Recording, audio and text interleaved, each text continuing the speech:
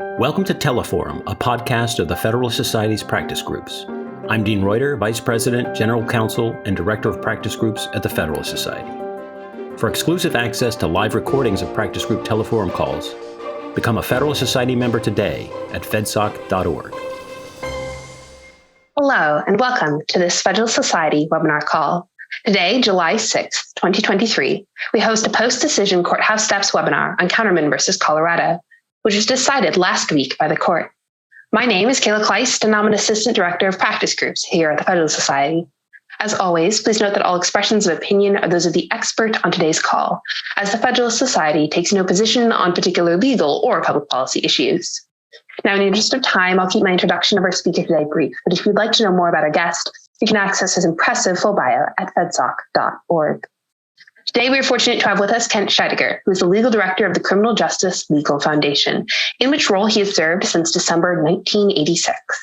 His articles on criminal and constitutional law have been published in law reviews, national legal publications, and congressional reports.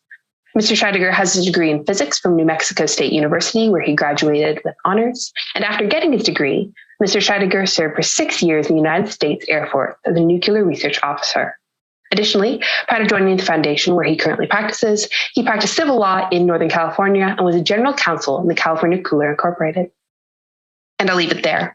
As a last note, throughout the panel, if you have any questions, please submit them via the question and answer feature, likely found at the bottom of your Zoom screen, so that they will be accessible when we get a portion of today's webinar. With that, thank you all for being with us today. Mr. Scheidegger, the floor is yours. Thank you. Last Thursday, the U.S. Supreme Court answered a question that it had ducked in 2015 on what mental state the First Amendment requires for a prosecution for threatening speech. By a bare majority, the court held that a defendant must, at a minimum, have acted recklessly to be punished for speech on this ground. To meet this standard, the prosecution must show, at a minimum, that the speaker is aware that others could regard his statements as threatening violence and delivers them anyway.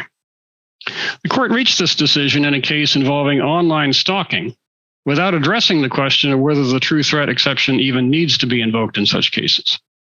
Given that stalkers often have mental issues, proving a subjective mental state can be particularly problematic in this context. The question the court did not answer may be more important than the one it did. Here are the facts of the case. Billy Counterman evidently became obsessed with a Colorado singer-songwriter named Coles Whalen. Ms. Whalen is identified by initials in the opinion, but she filed an amicus brief in the court using her full name, so I will use it today. Counterman sent her hundreds of Facebook messages, which became increasingly ominous with time. She tried to cut him off, but he evaded these efforts multiple times by opening new accounts. Among the messages were F off permanently, and staying in cyber life is going to kill you, and you're not being good for human relations, die. Other messages indicated that he was surveilling her, identifying who she was with and what kind of vehicle she was in. All this caused Ms. Whalen severe anxiety, causing her to lose sleep, cancel concerts with resulting financial loss, and curtail her social life. Counterman was initially charged under 2 subsections of Colorado stalking law. One of them requires that the defendant have made a credible threat. The other does not mention threats or content of communication at all. Instead, it prohibits certain conduct or communications made in a manner that would cause a reasonable person to suffer serious emotional distress. The threat count was dismissed before trial, and the case went to trial solely on the second count. Counterman was convicted and sentenced to 4.5 years in prison. The First Amendment generally prohibits government restrictions of the content of speech, and any regulation must fit within narrow exceptions to that general rule to be valid. On the other hand, the government has much greater latitude to limit the time, place, and manner of speech if it does so in a way that is neutral as to content. For example, the government can ban sound trucks that roll down the street blasting a message at ear-splitting volume, as long as the restriction is based purely on the volume and not on the content of the message. Despite this distinction, the state defended its prosecution of Counterman on the basis of the true threats exception to the content regulation of speech. The Colorado Court of Appeals affirmed, based on a Colorado Supreme Court precedent, that the status of speech as a threat was determined objectively from how a reasonable person would understand the speech, considering the context. Justice Sotomayor, in an opinion concurring in part and concurring in the judgment, noted, in her words, the lower court's doubtful assumption that petitioner could only be prosecuted if his actions fell under the true threats exception, which she did not think was accurate. She noted that the prosecution of this kind of repeated and clearly unwanted communication does not present the same kind of danger to free expression that prosecution of individual statements does. The majority just ignored all that, along with two amicus briefs addressing the issue, one of which was my organization's brief, and decided the case as a true threats case based on the way the case was handled in the lower courts. Now, it is entirely defensible for the court to take the issue as presented by the parties and decided by the lower court, but usually in such cases there is a statement to the effect that the court expresses no opinion on the issues not addressed. In this case, there is a grave danger to the victims of stalking and other online harassment that the decision will be interpreted as holding that such conduct is protected. Excuse me. If it consists entirely of communications that are not threats. That would be a disaster for the victims of cyberstalking, and it may be years before the court corrects the error. There was a three-way split in the High Court in this case, and the division demonstrates once again that the standard labels of liberal versus conservative are oversimplified. Justice Kagan wrote the majority opinion. Justices Alito and Jackson, who are arguably the court's most conservative and liberal members, both joined. So did the Chief Justice and Justice Kavanaugh to make a bare majority. Justice Sotomayor agreed that the lower court opinion should be reversed, but she criticized the majority's recklessness standard as too low in true threats cases. She was joined by Justice Gorsuch, who tends to be more libertarian than conservative in cases such as this. Justices Thomas and Barrett dissented. They believe that the objective standard for true threats is correct. That is, if a person knows what he said and a reasonable person would consider what he said to be a threat, given the context in which it is made, then a speaker may be prosecuted without violating the First Amendment. The debate in the briefs and the opinions consists to a large extent of going through the various types of content-based regulation that is allowed under Supreme Court precedents, what mental state is required for each, and which one is most closely analogous to the category at issue.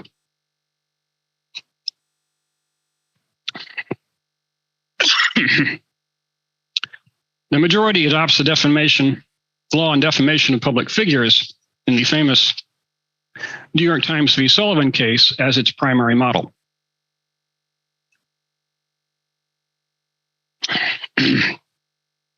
In 1964, the Warren Court decided that a defamatory statement about a public official that really was false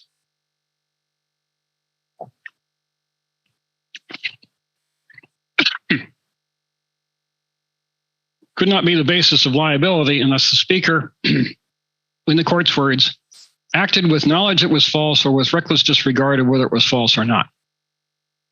The reason for this rule is the need for so-called breathing space to avoid what is called a chilling effect. Criticizing the government lies at the very heart of what the First Amendment protects, and few people engaged in political speech know the facts to a certainty. If a good faith criticism that ultimately turns out to be wrong could result in a devastating civil judgment or a criminal prosecution, people would censor themselves, cutting off an important element of public discourse. The court made a value judgment in Sullivan that some cases of actual defamation will be provided no remedy in order to protect valuable speech from self-censorship. The cases on incitement go further, requiring a specific intent to incite lawless action. Justice Sotomayor relies on them for saying the same standard should apply to threats. The majority responds that the prohibition of threats does not pose the same danger as the prohibition of incitement. The line between incitement and advocacy is thin, and over the course of history, a variety of groups across the entire political spectrum have faced prosecution for marches and protests. The majority says, quote, for the most part, the speech on the other side of the true threats boundary line, as compared with the advocacy addressed in our incitement decisions, is neither so central to the theory of the First Amendment, nor so vulnerable to government prosecutions.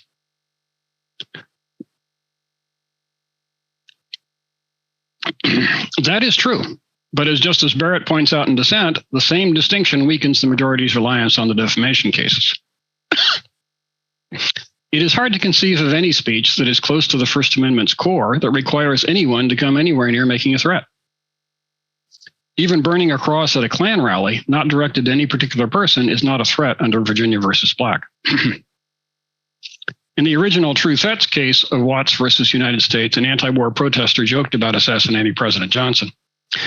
That may come close to the line, but nobody needs to do that to protest a war. A great many people protested the Vietnam War without making anything resembling a threat. The majority says, quote, an objective standard turning only on how reasonable observers would construe a statement in context would make people give threats a wide berth, end quote.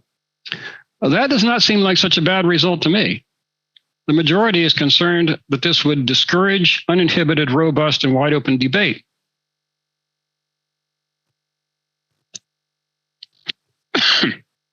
But the majority offers no specifics on how it would do that. The majority and the dissent read the obscenity cases differently, particularly the Hamling case, each finding support for their position. I think the dissent has the better argument here. The Hamling opinion has some ambiguous wording, but the holding of the case was to affirm a conviction for obscenity in a case where the jury was instructed that the defendant's belief regarding whether the material was obscene was irrelevant. The clearest case of an objective standard came in the fighting words case of Czaplinski versus New Hampshire.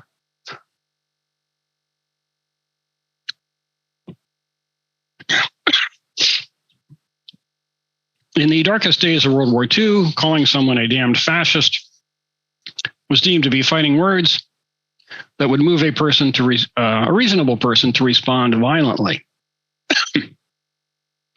The majority just brushes off Czaplinski as obsolete, and maybe it is. There may not be any fighting words in modern society. Yet it is still a Supreme Court precedent. The court requires lower courts to follow its precedents until they are overturned by the court itself, and it is unseemly for the court to brush off its own precedents in such a cavalier manner. In the end, the court's mode of decision is a throwback to the Warren Court. There is hardly any mention of the original understanding of what freedom of speech actually is in the Constitution. A majority weighs the pros and cons, decides what rule it thinks is best for the country, and declares that to be the supreme law, unchangeable by anyone else except by constitutional amendment. But the pros and cons are highly debatable, especially in the stalking context of this case. It remains to be seen how this case will be applied and how quickly the court resolves the inevitable split in the lower courts. Well, thank you. We can go to questions now if there are any. Kayla? Yes, indeed. Thank you for that background and the breakdown of the decision, the dissent, as well as the concurrences. It's much appreciated. As mentioned, we are moving to a time of Q&A. So I'll remind our audience, you can submit questions at the bottom of your Zoom screen. And we have one already. It's in the context of the distinction the majority, I believe, made between incitement and true threats. And the questioner asks, some states, Florida, for example, require malice in stalking. Do you think that would be enough to distinguish in this case? Yeah, it may be. Malice, at least in the New York Times v. Sullivan case, is exactly what the Supreme Court required. They adopted the Sullivan standard, and the Sullivan refers to its standard as actual malice. So that may be actually a very good fit.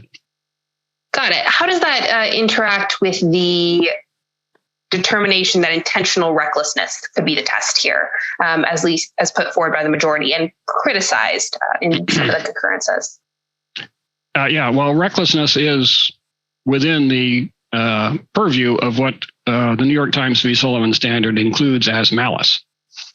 So in the defamation cases, if somebody makes an allegation against somebody that they think is true, but they have been reckless and not taken any steps to verify whether it's true, that would still be actionable under New York Times v. Sullivan. Got it. You've done this some in your breakdown of the arguments, but could you walk us through some of the distinction made in the majority opinion between something being a true threat and then being a prosecutable true threat. I think they laid out some of the. Well, they do say that whether something is a true threat is an objective standard, and I think that follows from the Watts case. In the Watts case, the person made a joking threat to assassinate President Johnson, and it was a joke, and everybody there understood it was a joke, and so the court said that was not a true threat. Without ever getting to a mens rea issue, which is why the issue remained open until last week. So that can be a true threat based on context, a true threat or not based on context and based on an objective evaluation of the statement. And then the court takes a second step, which says, in addition to that, the First Amendment requires a mens rea requirement. And that's where they get into the analogy with the defamation cases in Sullivan. So there is a distinction between a true threat and what can be prosecuted. Got it. Speaking of you raised some of the other areas that may be impacted by this. Are there, and sort of the effect that this case may have, are there other areas of traditionally unprotected speech that could come to be protected under this assessment of a possible chilling effect and the way that threats and prosecutable true threats need to be treated separately? There is the court's discussion of the obscenity cases, which I don't think is an accurate description of what those cases actually said. But it's the second time they've done it, this case and in the Alonis case previously. So that could change what the standard is for obscenity cases. Most of the other categories, I think, are pretty well laid out in the existing case law for that category. So I'm not expecting a lot of spillover cases. I don't think they're going to change the standard for incitement. And in the event that fighting words ever comes up again, Chaplinsky is still a precedent. We'll see what happens there. Got it. I doubt that it will, though. This was referenced a little bit in the question from our audience, but I'll put a spin on it. How could this decision affect the ways that stalking laws are crafted at the state level and the way prosecutions are sort of undertaken under those laws? Obviously, this was a state law, and the way the prosecution was taken was also sort of an issue. Yeah. The Counterman case actually arose in a kind of a strange way. There were two subdivisions of the Colorado statute, one of which it really is a well-written statute. It's got one subdivision that is specifically on threats, and it's got another subdivision that's specifically on manner. And because the case initially included both, I think they got locked into the idea that this had to be threats. But I think it is valid and a good idea to write your statutes that way and specifically break out the two different kinds.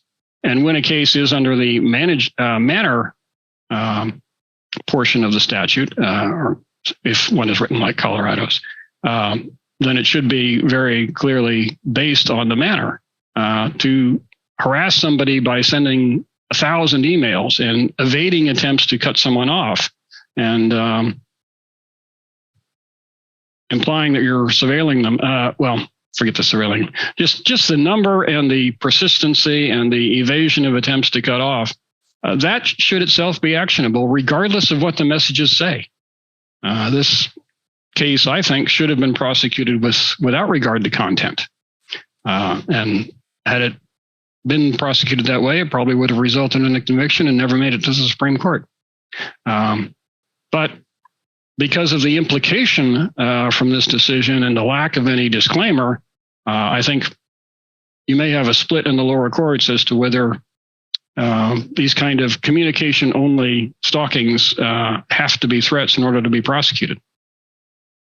Got it. And that plays into another question I had. Are there downstream effects from this decision? And what industries or areas of law should be paying attention to those possible indirect effects, given that we now have a decision in this case? Certainly the area in greatest danger is the protection of victims of stalking, and that is a grave concern. As far as other spillovers, Well, we'll have to see. I really don't see an immediate effect elsewhere outside of the ones we've already talked about. Got it. Question that I will need to find words to put together on the fact that this is a stalking case.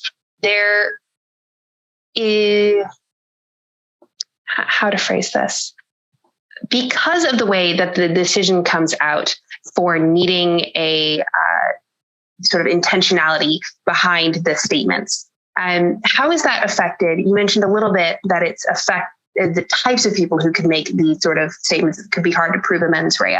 How is the fact that it is a digital form of stalking perhaps implicated by this? And what might the ramifications be for repeated digital contacting of another person, given that it can be hard to prove what someone's mental state was when they wrote a blog post or a message or a Facebook contact or whatever? Well, the digital stalking is all communication rather than conduct.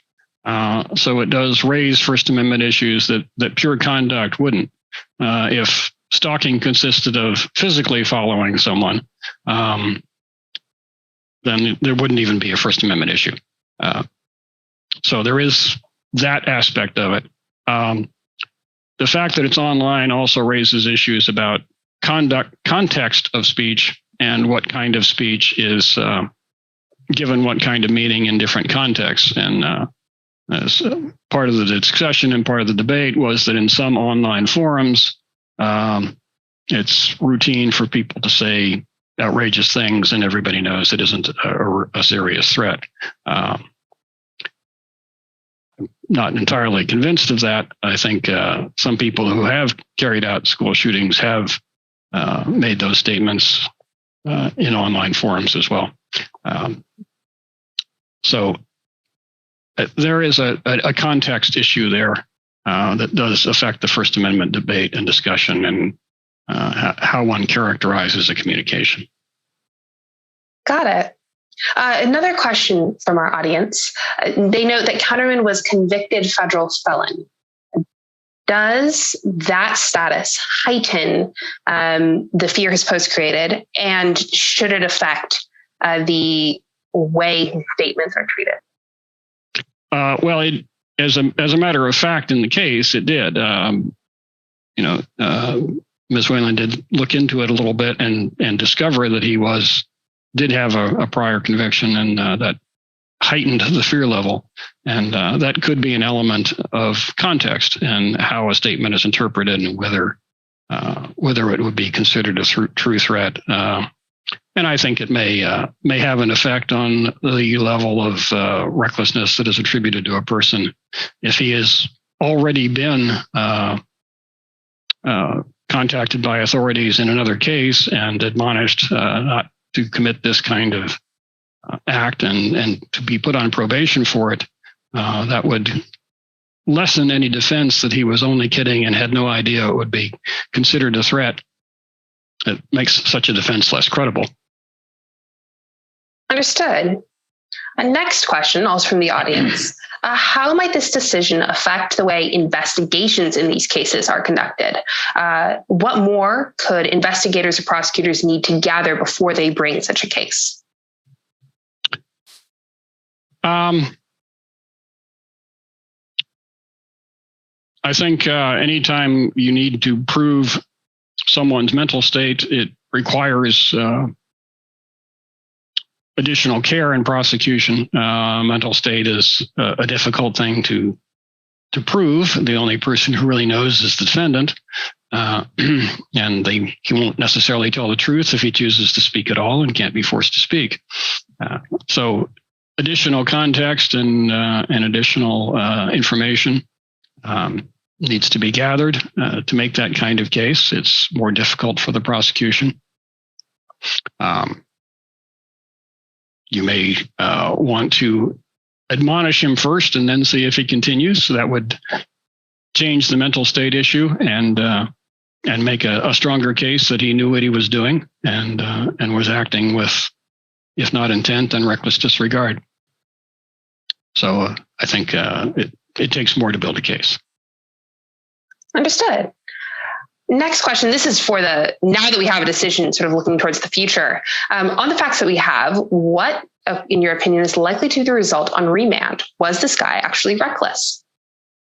Well, that's an interesting question, because the First Amendment issues in this case were never presented to the jury. They were decided by the trial court and by the Court of Appeal. And could the court then make the finding of recklessness not by a jury, but in an appellate setting or in a trial court bench setting? Or does this case have to go back for another jury trial? The previous case, the 2015 case, the conviction was in fact reinstated and did not go to another trial. So you've got issues of, is this harmless error? Would he have certainly been found reckless had the jury been instructed to that effect?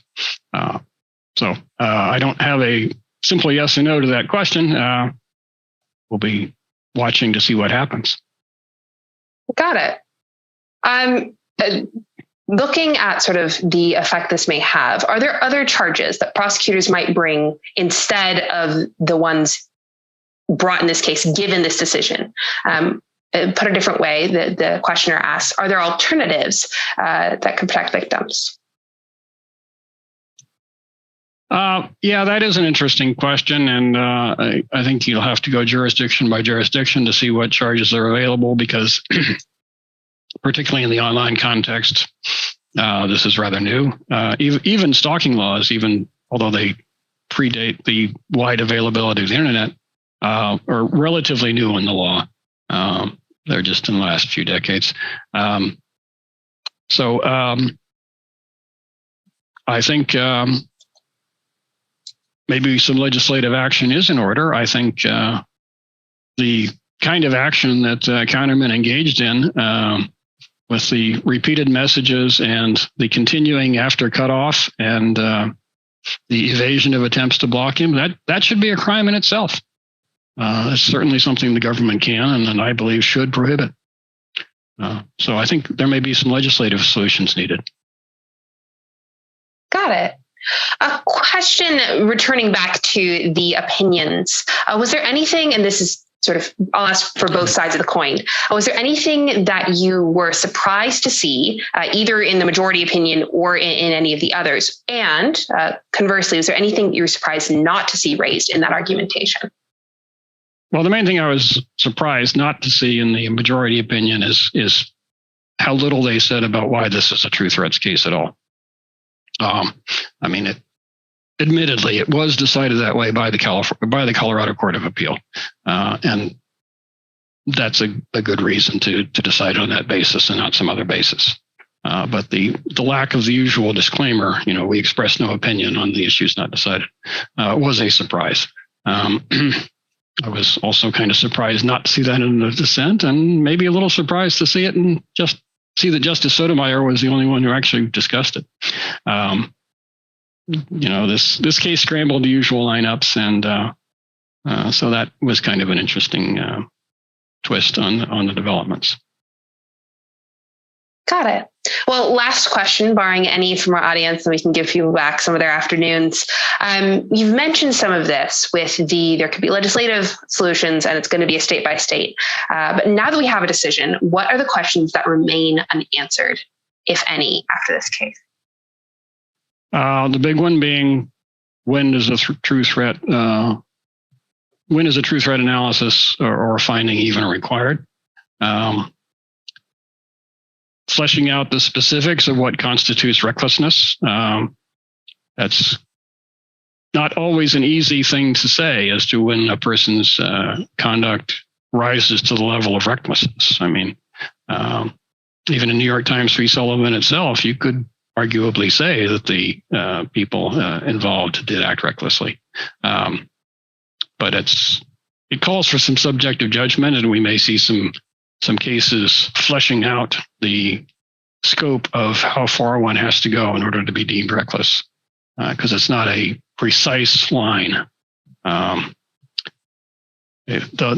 law now between this case and Alonis and Virginia v. Black is that negligence doesn't do it, but recklessness is enough. But those are matters of degree. And I think it's not an easy way, and it's not an easy line to draw. Got it. Well, thank you. Having no more open questions, either from our audience or from myself, we can wrap it there. On behalf of the Federalist Society, thank you so much, Mr. Scheidegger, for the benefit of your time today.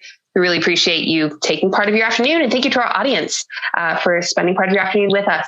We welcome listener feedback by email at info@fed-soc.org. As always, please feel free to keep an eye on our website and your emails for announcements about other upcoming virtual events. With that, thank you all for joining us today. We are adjourned.